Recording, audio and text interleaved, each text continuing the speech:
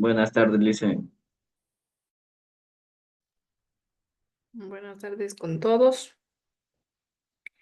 Vamos a comenzar la clase del día de hoy.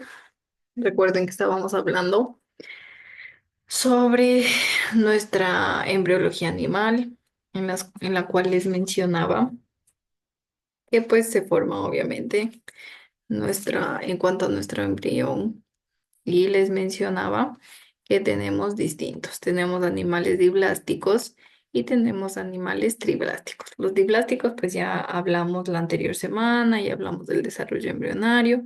Recuerden que les decía que em, cuando ya se forma el cigoto, que en este caso es gracias a la fecundación que tenían nuestros gametos o células sexuales. Recuerden que nuestros gametos o células sexuales eran pues el óvulo y el espermatozoide. Eran nuestros gametos, los cuales yo les decía que se producía obviamente nuestra fecundación, se producía el cigoto, en el cual yo tenía dos etapas comunes, la segmentación y la gastrulación. En la segmentación, yo les mencionaba que nuestro, ya se produce nuestro cigoto, perdón, que resulta de la fecundación. Y yo les decía que se divide por mitosis. Y igual, en la mitosis, que tenemos acá nuestro grafiquito, en la mitosis se puede dividir en 2, en 4, en 32, ay, perdón, en 2, en 4, en 32, pues dependiendo obviamente, según progresen las sucesivas divisiones de nuestro cigoto. Según ello, pues se divide, como mencioné, en 2, 4, 8, 32.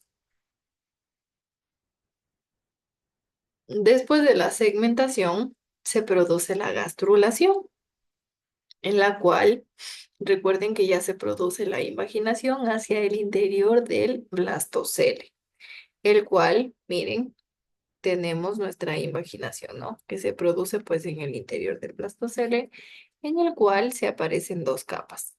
Tenemos dos capas. ¿Cuáles dos capas?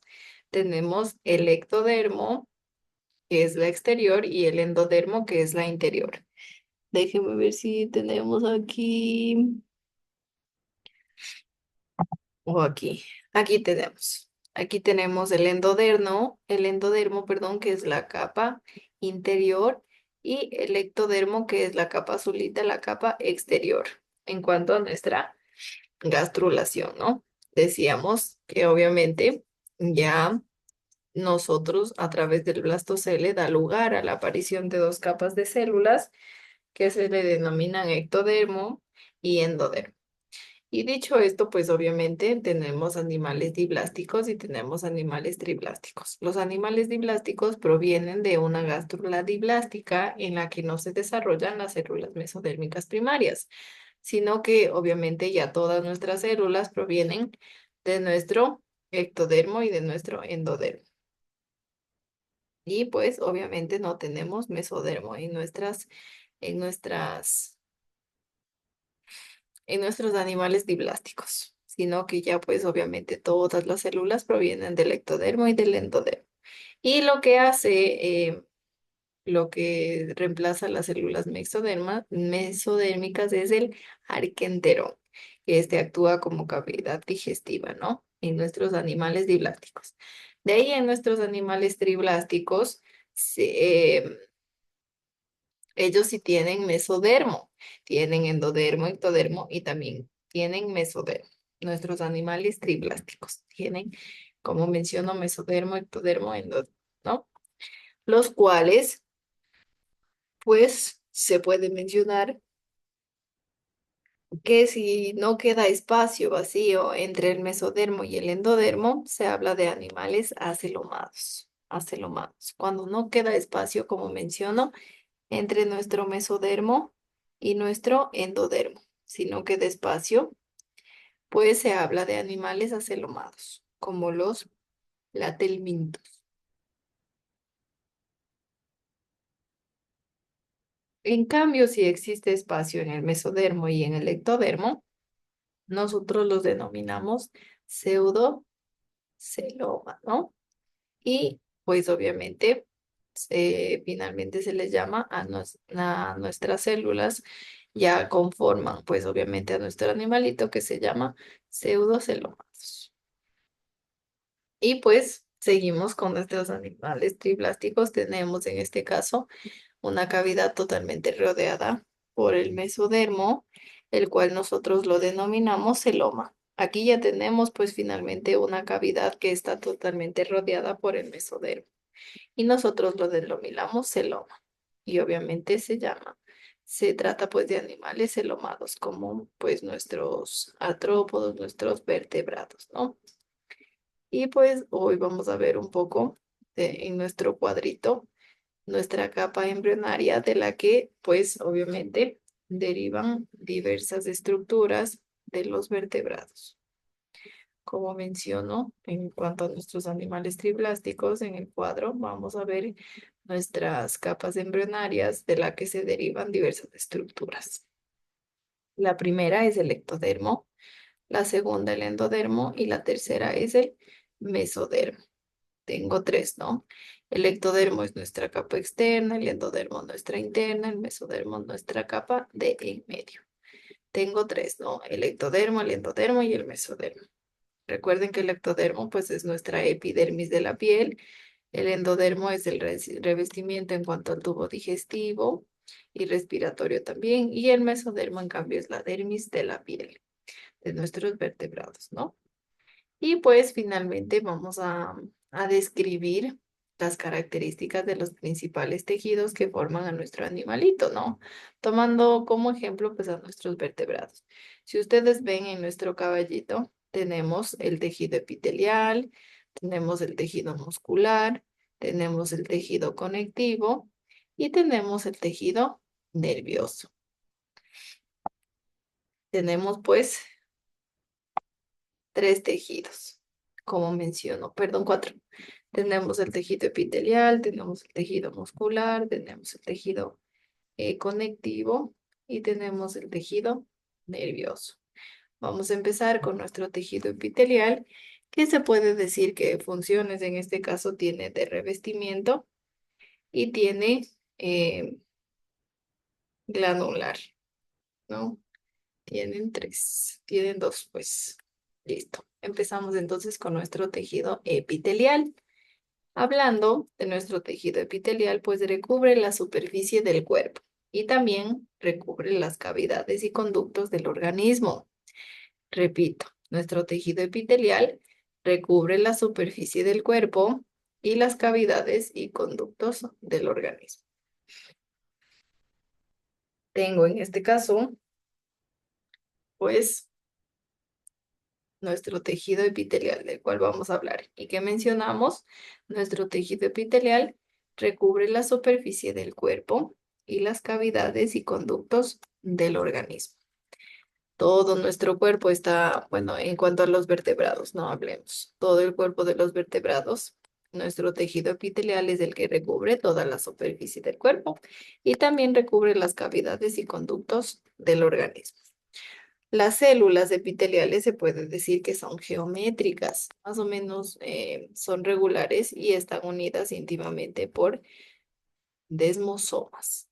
Obviamente, al estar unidas por nuestros desmosomas, provocan que el espacio intercelular sea muy pequeño. Están muy unidas, se puede mencionar, ¿no? Y pues se puede mencionar también que existen dos grandes grupos de epitelios. Como decíamos, el epitelio de revestimiento, que tiene una función protectora y de absorción, y el epitelio glandular, cuya función es la secreción de sustancias. Entonces tenemos dos grupos de epitelios. Tenemos el epitelio de revestimiento, que tiene función protectora y de absorción, y nuestro epitelio glandular, cuya función es la secreción de sustancias. De ahí el nombre glandular.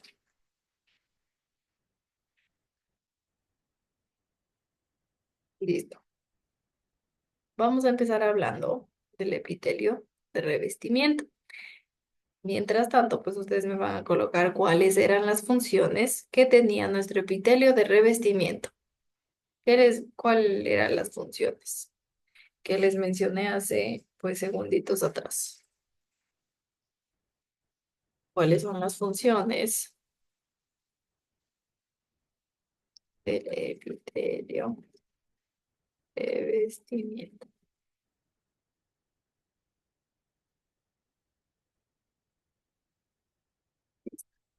Licia, ¿me puede repetir la pregunta, por favor?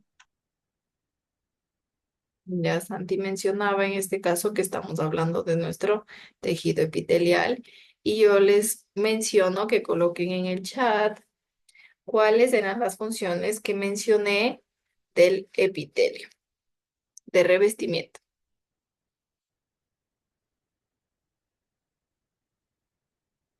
¿Cuáles son las funciones de nuestro epitelio de revestimiento?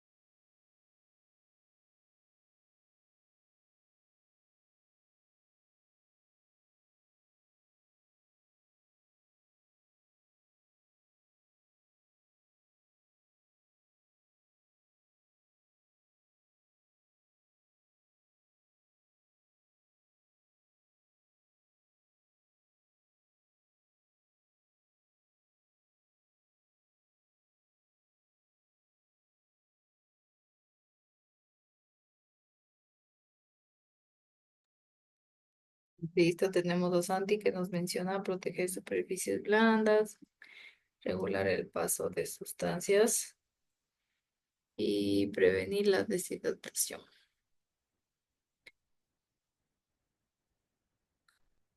Listo. ¿Qué más mencionaba yo en cuanto a las funciones que tiene el epitelio de revestimiento? Tal vez alguien más va a participar, si no, pues solo Santi en este caso tendría participación en clase. ¿Alguien más?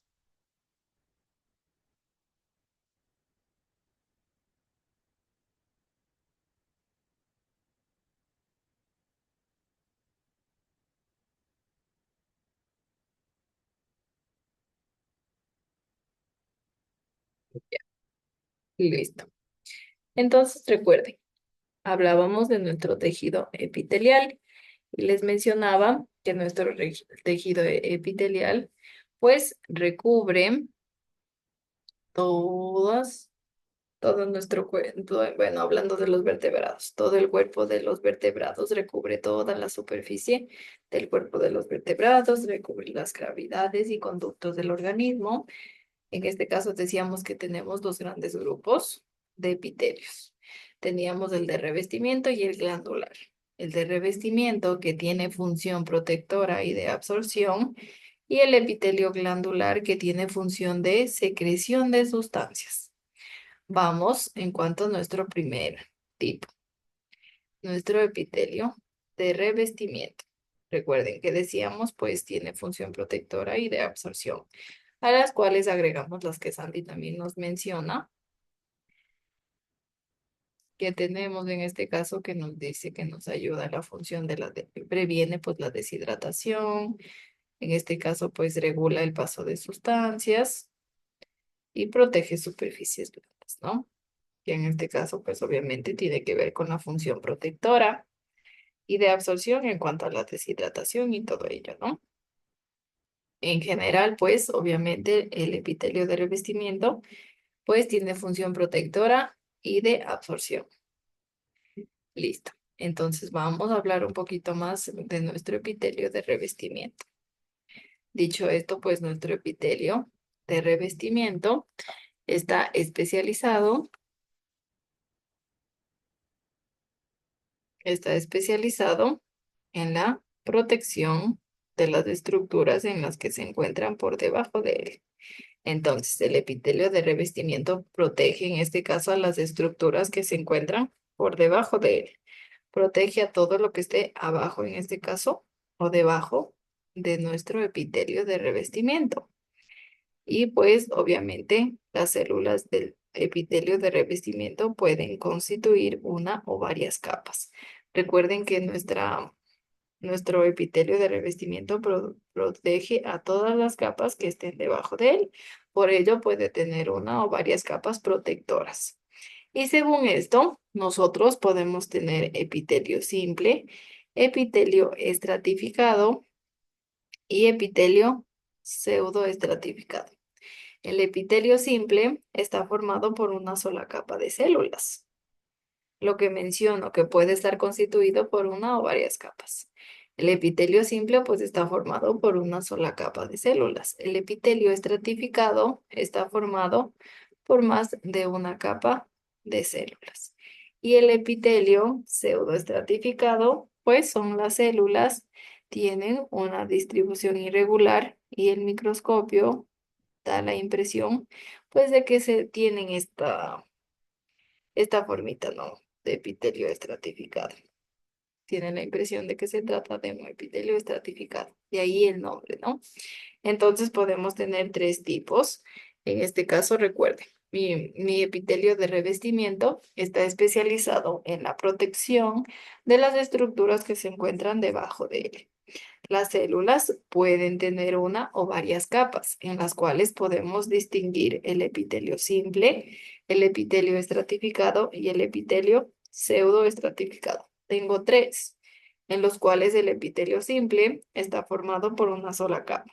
El epitelio estratificado está formado por más de una capa. Y el epitelio pseudoestratificado, pues estas células tienen una distribución irregular en cuanto a sus capas y se puede decir que obviamente en el microscopio parece un epitelio estratificado en cuanto a sus capas, ¿no? Pero pues son diferentes, ¿no? Los dos. Listo. Hasta aquí tal vez preguntas, dudas.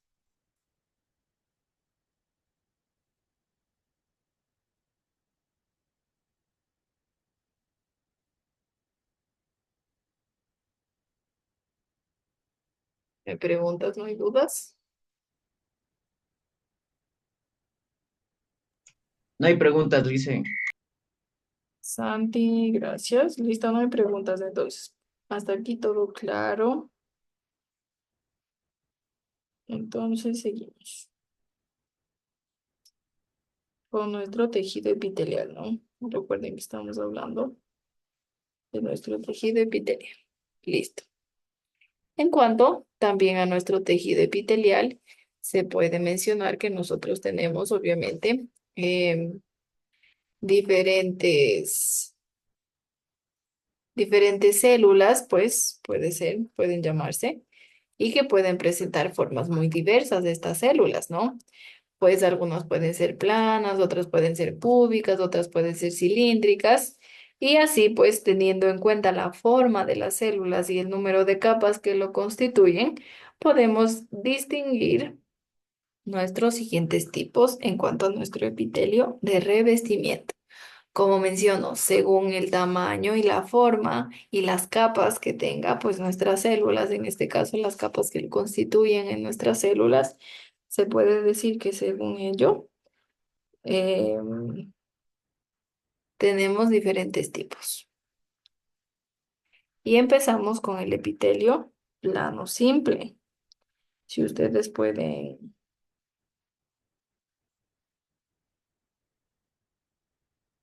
observar en nuestro primer grafiquito, tenemos nuestro epitelio simple, nuestro epitelio plano simple. Como menciono, las células dependen mucho de su tamaño, de en qué capa, de cuántas capas tiene. En este caso, según ello, se divide. Tienen formas, como menciono, nuestras células tienen formas muy diversas.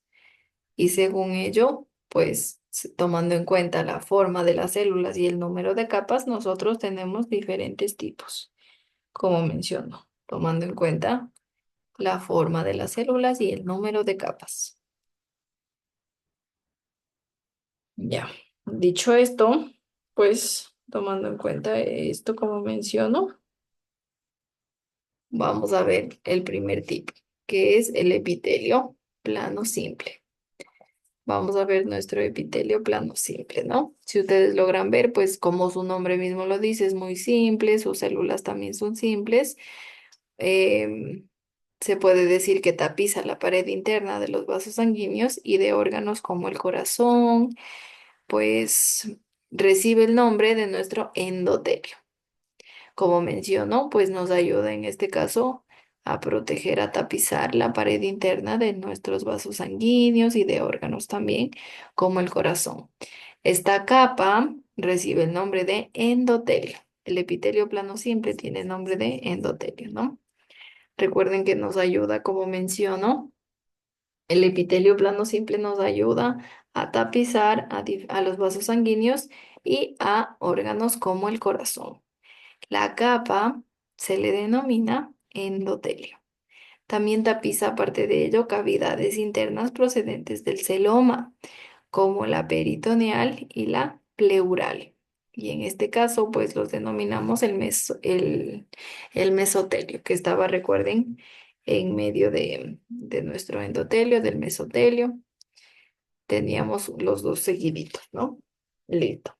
Y en cuanto a nuestro epitelio, eso en cuanto al epitelio plano simple. Ahora vamos a hablar del epitelio cilíndrico.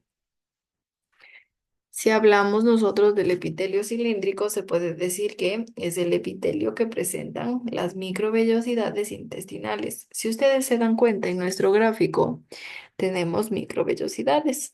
Todo está lleno, si ven, de microvellosidades. Entonces, el epitelio cilíndrico presenta estas microvellosidades intestinales y permite así aumentar la superficie de absorción en cuanto al epitelio cilíndrico.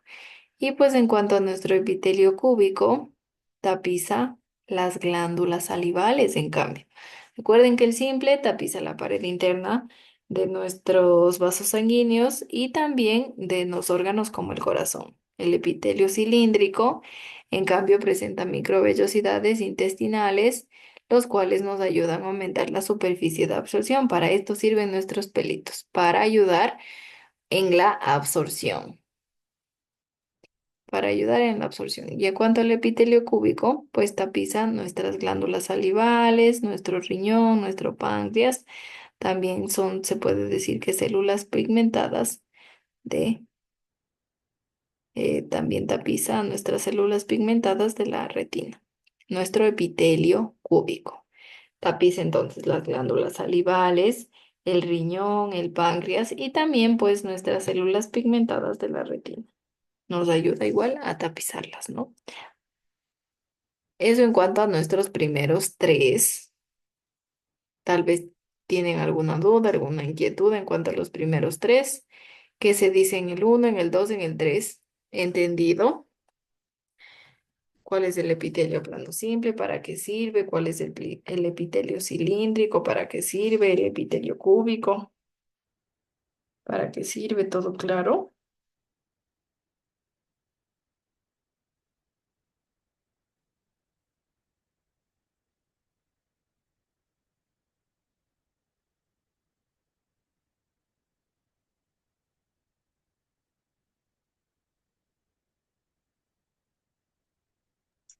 Todo entendido, Licen. Ya, Santi, todo claro. Julián, ¿todo claro?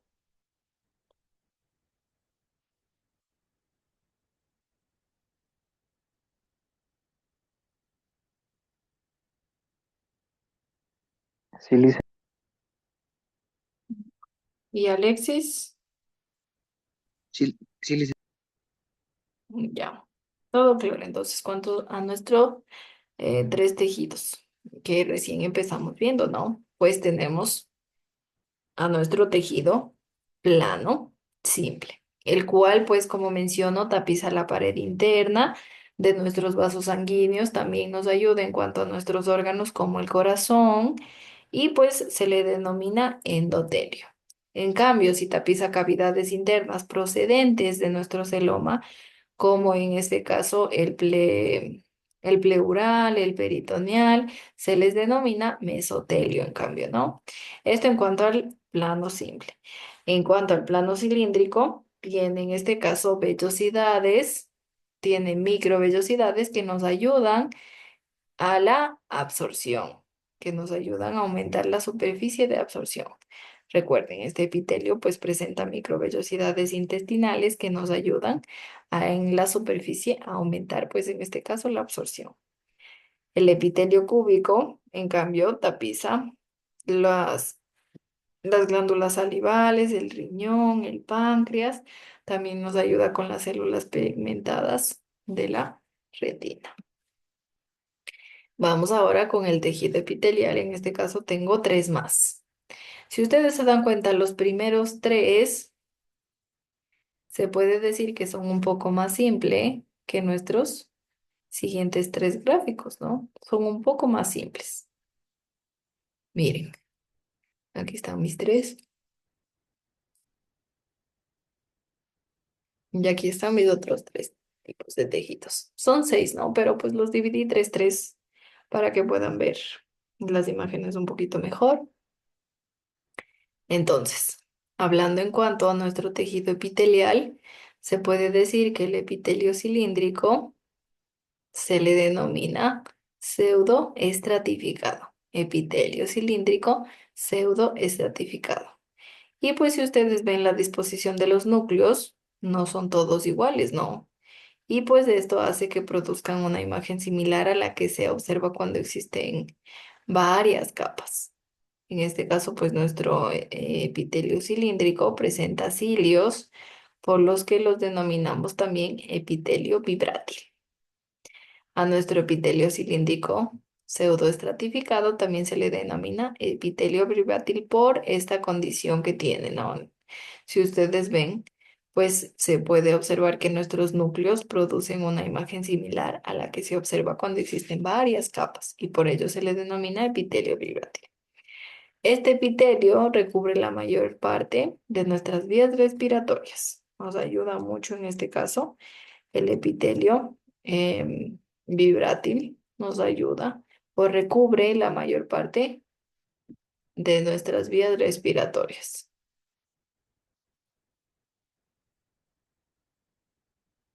Recubre la mayor parte de nuestras vías respiratorias. Y vamos ahora al epitelio plano estratificado, que es otro de los tres, ¿no? El cual el epitelio plano estratificado recubre pues la superficie externa de la mayoría de los vertebrados y forma la epidermis de la piel. El epitelio plano, ¿qué hace? Recubre la superficie externa de la piel y forma la epidermis. La parte superior de la epidermis es una capa córnea y cuando se puede decir que esta capa falta, la piel recibe el nombre de mucosa.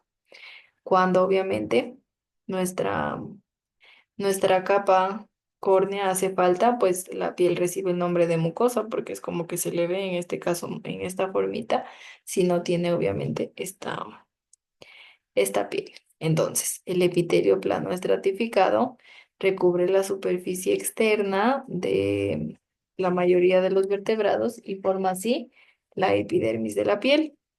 La parte superior, en cambio, de nuestra epidermis se le llama córnea, pero si esta falta, tiene un nombre de mucosa.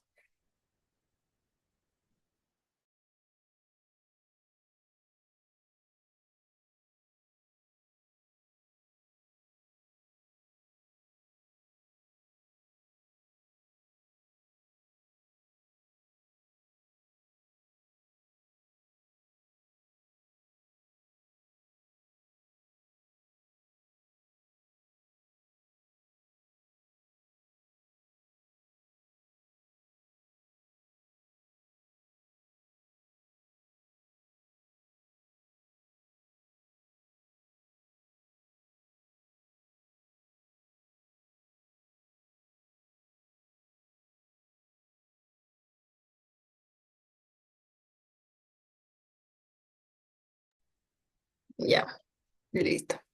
Entonces, en cuanto a nuestro epitelio plano estratificado, ¿qué decimos? Decimos que recubre la superficie externa de la mayoría de los vertebrados y forma la epidermis de la piel.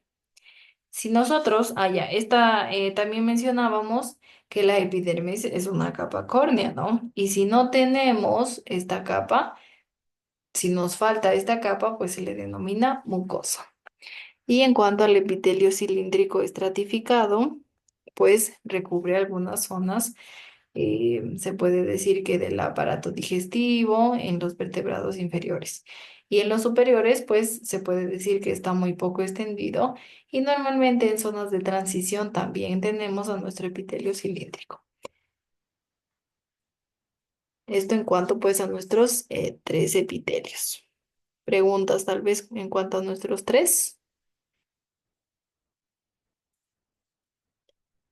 nuestros otros tres epitelios. Ninguna, Licen.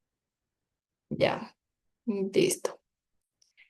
Ninguna duda, entonces todo claro en este caso. Y vamos finalmente, recuerden que estábamos hablando de nuestro epitelio de revestimiento, que tenían funciones protectoras y de absorción. Ya vimos en este caso las funciones protectoras de absorción en cuanto a nuestros 6 tipos.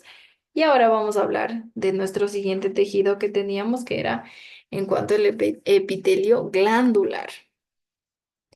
En cuanto a nuestro epitelio glandular, ¿no? Se puede decir que obviamente constituye las glándulas, que son órganos especializados en la fabricación y secreción de sustancias, que decíamos que era la función, ¿no? Del epitelio glandular era la secreción de sustancias, las cuales, pues obviamente, constituyen las glándulas. Recuerden que nuestras glándulas son órganos especializados en la fabricación y secreción de sustancias. Y según la estructura de nuestras glándulas, nosotros distinguimos dos tipos, las unicelulares y las pluricelulares. Repito, vamos a hablar de nuestro epitelio glandular, el cual obviamente constituyen las glándulas, las cuales son órganos especializados en la fabricación y secreción de sustancias. Y según nuestras estructuras tenemos dos tipos. Tenemos las unicelulares y tenemos las pluricelulares. Al hablar de nuestras unicelulares, nosotros tenemos a las glándulas calciformes, que se encuentran pues en la pared del intestino delgado y segregan unas sustancias. ¿Cuáles son las sustancias que segregan? Se les denomina mucus.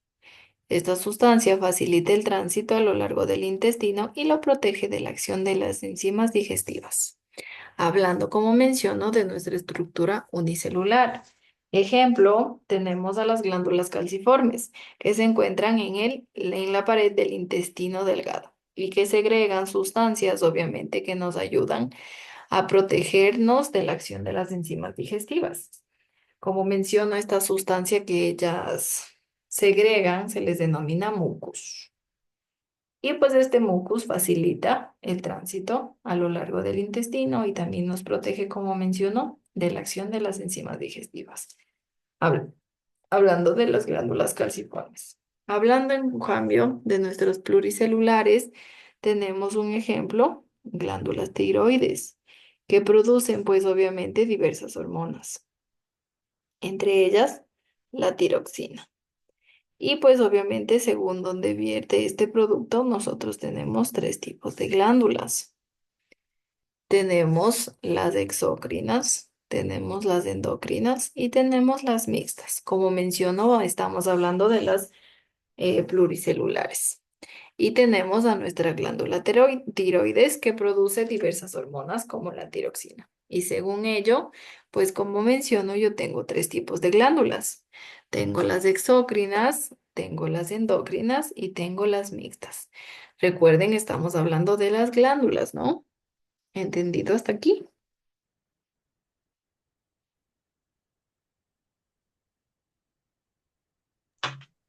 Sí, Licen.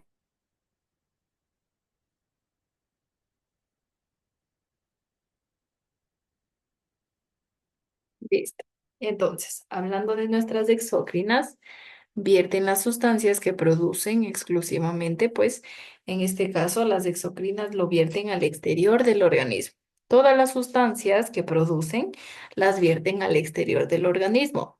Ejemplo, pues nuestras glándulas lacrimales, que obviamente, como su nombre mismo lo dice, las exocrinas vierten las sustancias que producen al exterior del organismo.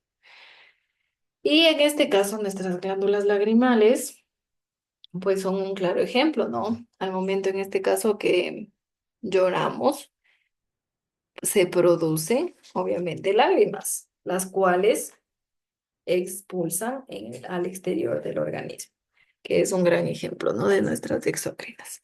De nuestras endocrinas, en cambio, pues segregan las sustancias en el medio interno, o sea, obviamente en el interno, en la parte interna, ejemplo, pues la hipófisis, que produce, pues obviamente la hormona del crecimiento. La hipófisis produce la hormona del crecimiento. Y hablando de las mixtas, pues segregan dos tipos de sustancias diferentes, unas al exterior y otras al medio interno. Segregan dos tipos de sustancias diferentes, como menciono, unas al exterior y otras al medio interno. Las mixtas tienen esta capacidad de segregar tanto al exterior como al interior, ¿no? En cambio, en las exocrinas, pues ellas solo, las sustancias que producen, todas van al exterior. En las endocrinas, las sustancias que producen, todas van al medio interno. Y las mixtas, pues, segregan tanto al interior como al exterior.